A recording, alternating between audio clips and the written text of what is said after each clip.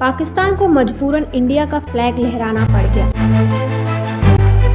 दरअसल Pakistan international airlines का एक छोटा जहाज ग्वादर एयरपोर्ट पर टेक ऑफ के लिए तैयार था।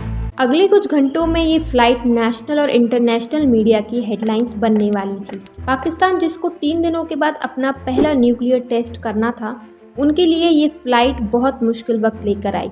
25 मई 1998 की शाम PIA की फ़्लाइट 544 बलूचिस्तान के शहर तुर्बत से टेक ऑफ हुई और ग्वादर एयरपोर्ट पर सिर्फ 20 मिनट के लिए लैंड हुई। वहां से फ़्लाइट ने टेक ऑफ किया और इसका final stop Karachi international airport था। कुछ ही मिनटों में फ़्लाइट को हाईजैक कर लिया गया। हाईजैकर्स तुर्बत से बोर्ड हुए थे तो इस बात के काफ़ी चांसेस थे कि इनका कनेक्शन बलूचिस्तान से है। ब्रिटिश इंडिया के टाइम से ही यहाँ के कुछ लोग अपना अलग मुल्क चाहते थे, लेकिन 1947 में पाकिस्तान और इंडिया का पार्टीशन हो गया और बलूचिस्तान को पाकिस्तान की प्रोविंस डिक्लेयर कर दिया गया। तब से ही बलूचिस्तान के लोग पाकिस्तान के खिलाफ हैं। पाकिस्तान को अपना पहला न्यूक्लियर टेस्ट भी बलूचिस्तान की जगह एक डिस्ट्रिक्ट में ही करना था। रिपोर्ट्स की माने तो यहाँ की लोकल पॉपुलेशन को खतरा था कि अगर न्यूक्लियर टेस्टिंग इस एरिया में हुई तो इनको इसके भयानक नतीजे भुगतने पड़ेंगे। लेकिन दूसरी तरफ पाकिस्तानी गवर्नमेंट का कहना है कि यहाँ गिने चुने लोग ही रहते थे जिनको न्यूक्लियर टेस्टिंग से पहले ही दूसरे एरियाज में शिफ्ट कर दिया गया था। बस यही बात बलूचिस्तान के लोगों को अच्छी नहीं लगी और अपनी आवाज़ उठाने के लिए उन्होंने ऐसा कदम उठाया था। उधर हाईजैकर्स ने कैप्टन से डिमांड की थी कि प्लेन को कराची की जगह सीधा इंडिया में न्यू दिल्ली लेकर जाएं। ऐसा बताया गया था कि शायद उनको पूरी दुनिया की अटेंशन अपनी तरफ लानी थी। वहीं हाईजैकर्स को ये मालूम नहीं था कि पायलट ने चुपके से एयरक्राफ्ट का ट्रांसपॉन्डर हाईजैकर मोड पर कर दिया है, जिससे ग्राउंड पर ट्रैफिक कंट्रोलर को सिग्नल जा चुका था कि ये जहाज हाईजैक कर लिया गया।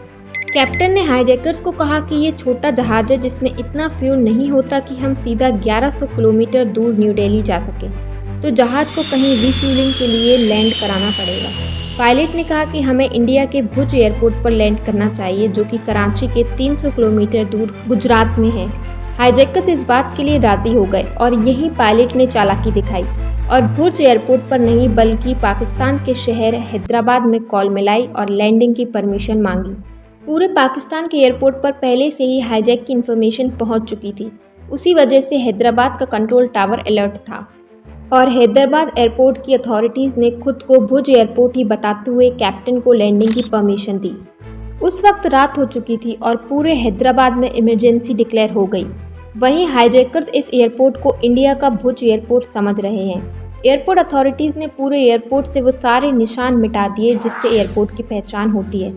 उन्होंने टर्मिनल पर लिखा हुआ हैदराबाद का नाम छुपा दिया और यहाँ तक कि पाकिस्तान का झंडा हटाकर इंडिया का झंडा लहरा दिया। आखिरकार जहाज लैंड हो ही गया। थोड़ी देर बाद जहाज का दरवाज़ा खुलता है और एक आदमी खास पैगाम लेकर बाहर आता है। हाईजैकर्स जो समझ रहे थे कि वो इंडिया में लैंड हुए हैं, उनकी डिमांड थी कि वो इंडिया में पाकिस्तान के हाई कमिश्नर से मीटिंग करना चाहते हैं और उन्होंने बलूचिस्तान में न्यूक्लियर टेस्टिंग रोकने की डिमांड रखी। एयरपोर्ट पर बहुत ही चालाकी से हाईजैकर्स पर हमला किया और वेपन्स छीन लिए। इस पूरे हादसे में कोई भी कैजुअल्टी नहीं हुई और सारे पैसेंजर्स को सेफली वापस कराची भेज दिया गया।